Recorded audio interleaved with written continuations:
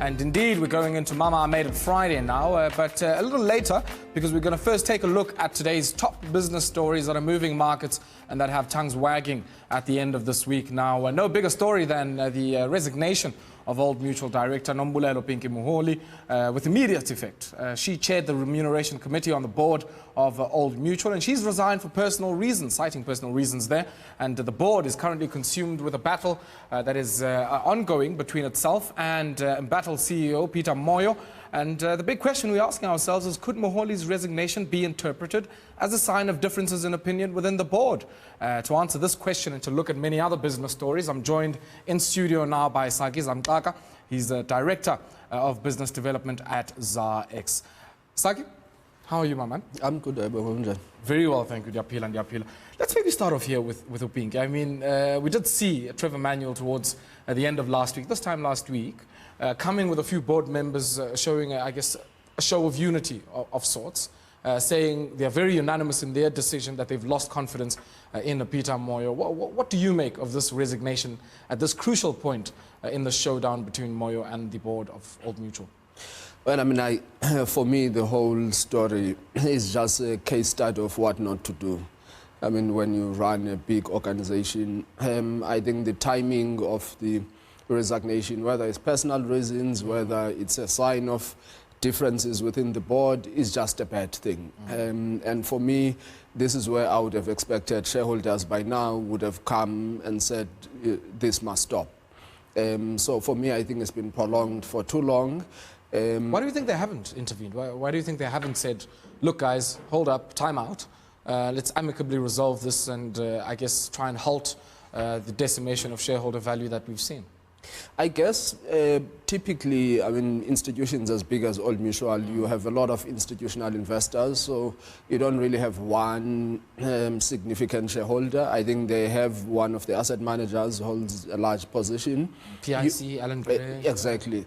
And I think by the nature of these institutions, even internally, they have to follow a process to make a decision, and you know, there may be differences of opinions that let's leave the matter to the board, let's let the legal processes take its course. We have directors, but either way, I think that it's one of the symptoms of us as a society where we don't hold corporate entities to account.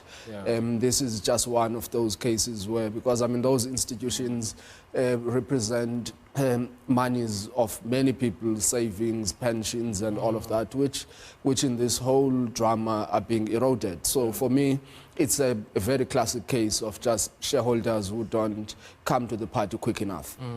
One of the things I was thinking about this morning as this news came in was Moholi's role inside of Old Mutual. We understand she was heading up the remuneration committee, and for some of us who might not be familiar with how some of these boards are structured, would that remuneration committee also oversee human, I guess, resource-related issues? And yes. The reason why I ask that is because one would necessarily think that much of the green light to this kind of approach of dealing with Peter Moyo would have come from the highest officers and potentially would have come from that Human Capital and Remuneration Committee, which said, let's not go for a disciplinary hearing here of any sorts, but because we hired this guy, let's effectively fire him and give him 4 million to boot. Well, again, you're right.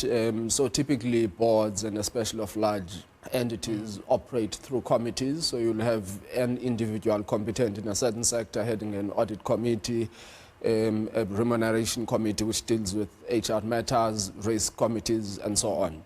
So in this case, that would have been the committee that is seized with advising the board on this matter.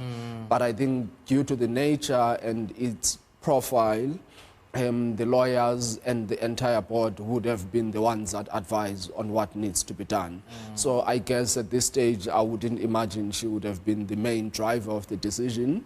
She could have been the coordinator of all of this. It's a big reputational matter for the entity, and in the manner in which that it has been managed, I think the lawyers would generally be the ones that give advice on what approach needs to be taken, which again, I mean, as I started, I think is probably not the wisest thing to do. Ultimately, directors have responsibility to do what's in the best interest of the company. and eroding shareholders' value can never be to the best interest of any entity. So in my view, I think the matter could have and should have been handled very differently. Are we likely to see a cessation of hostilities here? We heard Trevor Manuel this time last week speaking about de-escalating this showdown between the board and Peter Moyo. Are we set to see that? And if so, what shape will that look like?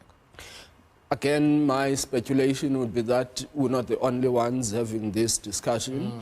And I think it is reaching a point where not only is it embarrassing, but it just continues to erode shareholder value. And I think the institutions are bound to force some sort of discussion.